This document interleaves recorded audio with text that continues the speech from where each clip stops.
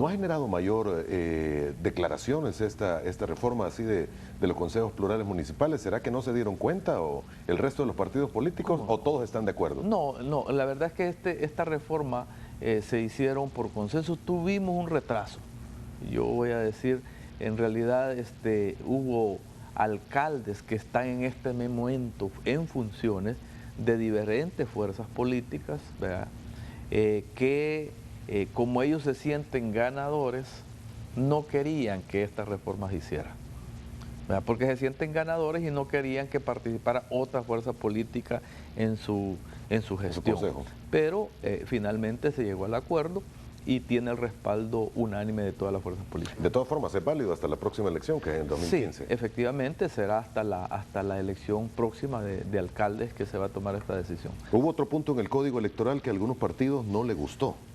Y es precisamente que algunos deseaban que fuera incorporada una foto ya en el Código Electoral a la hora de la votación presidencial, argumentando que para diputados la sala ya había establecido que ese era el procedimiento.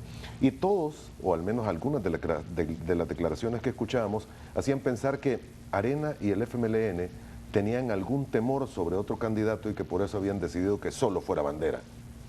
No, yo creo que no. O sea, lo que ha pasado es lo siguiente, o sea, la Sala de lo Constitucional estableció en una sentencia anterior a la elección pasada que era obligatorio poner la foto de los candidatos a diputados en las elecciones, ¿verdad?, para diputados. Y, por supuesto, en base a esa sentencia, la Asamblea Legislativa hizo la reforma al Código Electoral para integrar esa modificación que hacía la Sala de lo Constitucional. La Sala de lo Constitucional tuvo en ese momento a la base el análisis de todas las elecciones y solo estableció la sentencia para diputados. Hay otros recursos de inconstitucionalidad presentados ante la Sala de lo Constitucional y nosotros esperamos, ya aquí hablo a nombre del FMLN, nosotros esperamos que sea la Sala la que establezca si hay o no obligación de que se ponga el rostro en las papeletas, en el caso de las elecciones presidenciales. Si lo hace, en la dirección que lo haga, nosotros vamos a ser respetuosos de esa sentencia. Si la sala establece en ese recurso que ya está presentado ahí, obligando a que se haga, que se ponga el rostro de las personas que van de candidatos, nosotros creemos que debemos de hacer la reforma. Se reforma el Código Electoral y punto. Se reforma. ¿Hay tiempo suficiente todavía? Eso el Tribunal Supremo Electoral ha dicho, de que en caso de que hubiese una sentencia, el Tribunal Supremo Electoral esperaría que se decidiera pronto, porque el calendario electoral del tribunal obliga a hacer licitaciones, mandar a imprimir las papeletas, y esos son procesos que son largos, y por eso es que el tribunal quisiera que fuera lo más pronto posible. Mire, quedó establecido también de que debe haber una cuota de 30% del sector femenino. Efectivamente. Así es. Efectivamente, es una reforma muy importante. O sea, el FMLN, por ejemplo, tiene dentro de sus estatutos establecido que no menos del 35% de los candidatos y candidatas deben de ser mujeres, en posiciones ganadoras, ¿verdad? Porque cada quien sabe cuáles son las posiciones en las que tiene más posibilidades. Entonces el FMLN tiene eso en su estatuto, pero no estaba establecido en la ley en términos generales. Ahora ya se establece un mínimo de un 30% de mujeres para todos los partidos políticos. Entonces ese es un paso importante en que las mujeres han logrado esta conquista, digamos, porque existe la posibilidad de elevar la participación de las mujeres en cargos públicos y en este caso en la Asamblea Legislativa. En términos prácticos, para la elección de diputados, para el caso de San Salvador, si son 24 los que presenta cada uno de los partidos, al menos 8 deberían ser mujeres. ¿Esto es por ley así? Sí, efectivamente. A la hora de ir a votar vamos a ver 8 rostros femeninos. Sí, van a ver en todos los partidos. Si no más. En todos, pues, ese es lo mínimo. Ajá. Es lo mínimo. En el caso del FMLN, por ejemplo, tenemos establecido como mínimo el 35%. pero en la elección salieron más del 40% mujeres. O sea, el FMLN tiene una bancada femenina muy grande, ¿no? Ahora, ¿esto va también hacia los consejos municipales? En los consejos municipales existe también la obligación de tener cierta proporcionalidad. Ese es un tema que vamos a ver cómo se administra, porque en el caso de en los consejos es mucho más fácil. Pero no está regulado por el código, ¿verdad? La conformación Sí, del consejo. pero lo más complicado es la elección que sea una cuota de alcaldes, porque el alcalde solo es uno, ¿no? Entonces, ese problema administrativo, político, también el FMLN lo tiene, porque nosotros tenemos obligación de que en todos los cargos públicos haya un porcentaje de mujeres, pero en el caso de cuando se elige solamente un cargo, en el caso de los alcaldes, por ejemplo, no hemos logrado cumplir ese compromiso estatutario que tenemos, ¿verdad? Tenemos que mejorar realmente la administración de esta apuesta que tenemos, porque es una apuesta estratégica de elevar la participación de las mujeres en cargos públicos.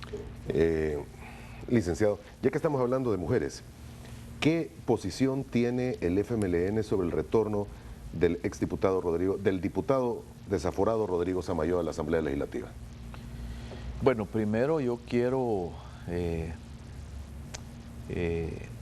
lamentar esos acontecimientos. Nosotros creemos que fue un abuso no solamente a la mujer que maltrató, sino un abuso a todas las mujeres del país. O sea, desde el ejercicio de una función pública como representante del pueblo, hay que tener,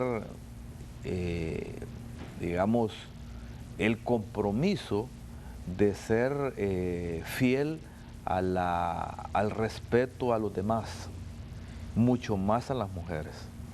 Yo creo que todos estamos en la obligación, no solamente porque seamos funcionarios públicos, pero un funcionario público tiene un nivel de obligación superior. Un padre de la patria, como se le llama, mucho más. Entonces yo creo que moralmente el señor Samayoa está vetado por la Unión Pública. Y yo en ese sentido creo, me parece extraño, me parece extraordinariamente extraño que el candidato a la presidencia de Unidad, el señor Saca, en lugar de posibilitar que su partido esté demandando la integración como diputado, debería de pedirle que decline. Él es el máximo dirigente de ese movimiento y de esa fuerza política. Y no nos deberían de estar demandando que se integre como diputado, porque hay un veto ante la ciudadanía prácticamente. La ciudadanía está observando nuestra conducta y en ese sentido, pues, creo yo que es importante, más allá del rigor de que si este es un delito tipificado de una forma o de otra, ante la opinión pública, ante la ciudadanía, fue grave lo que hizo, independientemente de la tipificación que se establece desde el punto de vista legal. ¿Para usted fue delito grave? Desde el punto de vista moral, desde el punto de vista ético, no es solo grave, es muy grave lo que ha hecho, ¿verdad? Y eso nosotros tenemos que considerarlo. Aquí no solamente se trata de atenernos al rigor del rigor de lo que dice una norma, sino que debemos de atenernos también a la opinión pública, a la moralidad, a la moral. Los funcionarios, un diputado tiene que tener moralidad y competencia notoria. Y el atropello a una mujer, de la forma como le hizo ante la opinión pública, creo que establece claramente que no llena los requisitos de moralidad. Ahora, él fue desaforado. ¿Cómo va a proceder volverlo a reincorporar? ¿Tiene que ser una decisión de junta directiva, una decisión de la Asamblea? No, o sea, quien le quitó el fuero fue la Asamblea Legislativa. La junta directiva no tiene atribuciones para dárselo ni para devolvérselo. Es una votación en la Asamblea Legislativa la que puede hacerlo. De tal manera de que ni la Comisión Política ni la Junta Directiva de la Asamblea puede tomar esa decisión. La única que la puede tomar es el pleno legislativo, para la cual se requiere por lo menos 43 votos. Esa va a ser una decisión del Pleno, entonces. Del Pleno Legislativo. Sí. ¿La posición del FMLN es cuál? Mire, la posición del FMLN, yo digo, este es un acontecimiento que conmovió al pueblo salvadoreño, que un diputado maltrate en estado de ebriedad a la mujer, a su esposa. Para nosotros eso conmovió a la opinión pública, y eso prácticamente lo veta para continuar en el ejercicio. Y nosotros por eso creemos nosotros. Mire, nosotros hemos sido extraordinariamente flexibles. La Junta Directiva de la Asamblea y el FMLN está presente. Sabíamos de que el diputado tenía un problema de salud. Se le decidió, aunque se le quitara el fuero, mantenerle su seguro por un problema de humanidad, para que tuviera un tratamiento médico. Eso ¿Seguro sí, médico? Eso sí lo hicimos, porque quitarle el fuero era quitarle todos sus derechos. Ya le habían quitado el sueldo. Pero quitarle el seguro para un sí. tratamiento médico, creímos nosotros que no era correcto. Hasta ahí llegamos. Pero que venga hoy, ¿verdad?, un partido y ni siquiera su candidato a la presidencia tenga la valentía de decir que este señor no debe de continuar, nosotros nos parece, nosotros no somos responsables, no somos responsables nosotros de los errores de otros, y por lo tanto serán su mismo partido. Y en este caso yo le pido al candidato a la presidencia de Unidad que le pida al señor Saca que retire la demanda y que se mantenga fuera de sus funciones. Me queda clara su posición. Antes de ir a una pausa, ley de protección a candidatos. ¿Es válido desde cualquier punto de vista? Y se lo pregunto porque cualquiera puede... la ley de protección para los candidatos presidenciales. Bueno. En la que no se puede hablar cosas que no son, y tampoco la campaña sucia si lo queremos extrapolar y todo lo demás. Pero no es contrario a lo que cualquiera pudiese pensar de que el que va a llegar a presidente, uno quisiera saber qué ha sido todo de él. ¿Cómo no?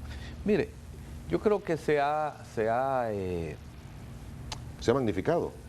Sí, de alguna manera, porque esta es una ley que tiene el propósito de decir las cosas de frente,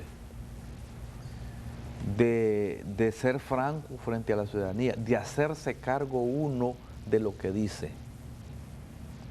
Yo tengo entendido, por ejemplo, que cuando se presentó un spot en contra del señor Saca, que lo firmaban Águilas para la democracia, para la libertad, que lo presentó Arena a los medios de comunicación, hubo medios de comunicación que no lo pautaron, que no lo pasaron, incluido creo que la Telecorporación. Así es. Otros canales lo pasaron. Pero no había una firma y no había un DUI. O sea, nosotros creemos que debe de firmarse. Si un partido político quiere presentar una crítica, debe de hacerse cargo frente a la ciudadanía, pero que no se escondan en el anonimato. Ese es el propósito de esa ley. Nosotros no estamos diciendo de que no hay que cuestionar a los candidatos. Hay que hacer las críticas respectivas. Nosotros no vamos a ceder en nuestras críticas a los candidatos, y nosotros estamos preparados que se nos haga críticas también, de manera responsable, identificándose las personas, ¿verdad?, sin atacar la moralidad de las personas, porque debemos de ser respetuosos. Nosotros nos recordamos cuando la campaña presidencial en la que participó Chafik, el candidato a la presidencia que nosotros llevamos en el 2004, fue atacado de manera vulgar con guerra sucia, que no se hacían cargo. Chafik demandó a esta persona, que fue condenada esta persona a posteriori. O sea, digamos, el órgano judicial finalmente lo juzgó y lo condenó. Pero eso fue a posteriori. Entonces nosotros creemos que debe hacerse una campaña de altura, debe haber críticas. Yo le voy a poner un ejemplo. ¿Por qué nosotros vamos a dejar de cuestionar y pedirle al alcalde de San Salvador, Norman Quijano, que explique cómo es que ha gastado en esta campaña $1 millón de los recursos municipales. ¿Y les consta a ustedes que es de los recursos municipales? Claro, claro. O sea, pero póngale, ¿quién tiene que ir a demostrar eso?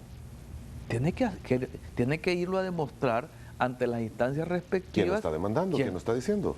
No necesariamente. No necesariamente. Él tiene que ir a presentar sus liquidaciones de cuánto ha gastado y por qué lo ha gastado. Le voy a poner otro ejemplo.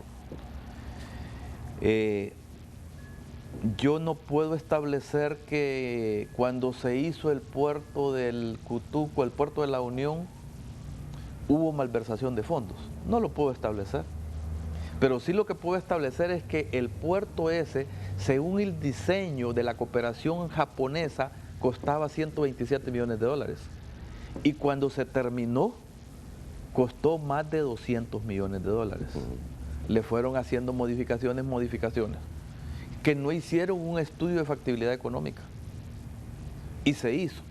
Bueno, yo no tengo la conclusión que hubo corrupción, pero yo sí tengo la obligación de demandar al presidente de ese tiempo a que explique por qué le costó tanto y que lo demuestre ante la ciudadanía. Esas críticas las tenemos que hacer y no necesariamente esto es guerra sucia. ¿Y esto no va en contra de esta ley que ustedes han aprobado? No, para nada, para nada. Por eso le estoy diciendo, no estamos renunciando al derecho del conocimiento de la verdad, el derecho a informarse por parte del pueblo salvadoreño.